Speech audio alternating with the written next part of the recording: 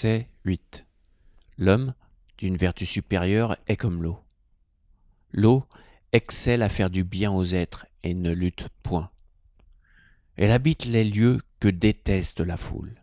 C'est pourquoi le sage approche du Tao. Il se plaît dans la situation la plus humble.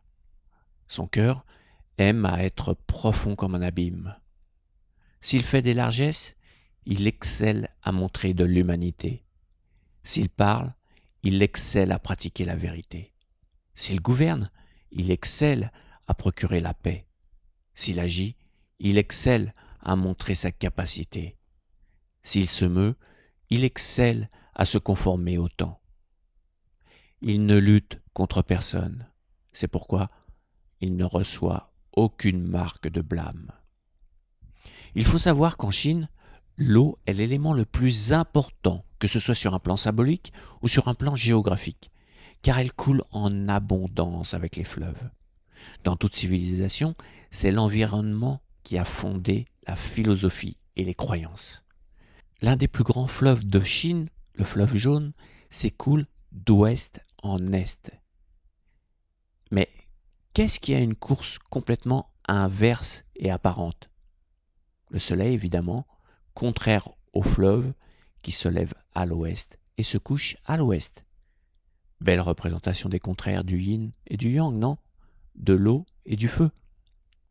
Et si l'eau est un élément très important, c'est grâce à la puissance dans sa douceur.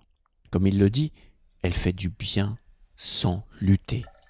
Elle épouse, elle contourne, elle prend la forme de tout, elle s'adapte. Et un homme avec des qualités supérieures a les mêmes capacités.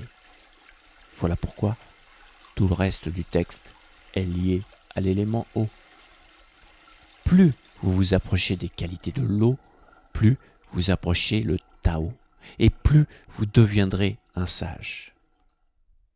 Si vous voulez appréhender ce qu'est le Tao, pensez simplement à l'eau. D'ailleurs, il y a entre le dragon occidental et le dragon sacré de Chine une énorme différence. L'un crache du feu, alors que le dragon de Chine, de l'eau. Après avoir séjourné au fond d'un lac, il revient vers la surface et recrache l'eau du ciel vers la terre. Voilà pourquoi ils sont souvent assimilés aux nuages et au climat. Dans un précédent verset, nous avions dit que la matière n'était que du vide, mais votre forme est remplie de 75% d'eau. Vous êtes de l'eau dans du vide ou du vide dans de l'eau.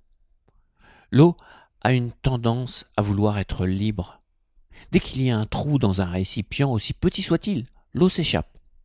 C'est votre tendance naturelle. Si un obstacle se présente, l'eau le contourne. C'est ce que vous devez faire. C'est aussi la base des arts martiaux. Imaginez quelqu'un qui vous pousse sur l'épaule. Si vous résistez, vous allez avoir très mal et celui qui vous pousse va se sentir plus fort. En revanche, si en même temps qu'il vous pousse l'épaule, vous basculez à l'aide des hanches, son bras va glisser sur votre épaule. Il va être déséquilibré vers l'avant. C'est ça, être comme l'eau. Et ne pas résister. Posez-vous la question dans chaque domaine de votre vie en vous comparant à l'eau. Est-ce que votre amour est aussi profond que l'eau? Est-ce que vous êtes aussi généreux que l'eau quand il s'infiltre? Est-ce qu'à votre travail, vous vous adaptez au lieu de résister? Est-ce que votre corps est souple comme l'eau? Est-ce que votre vie circule avec fluidité en acceptant le changement et en contournant les obstacles? À bientôt, au revoir.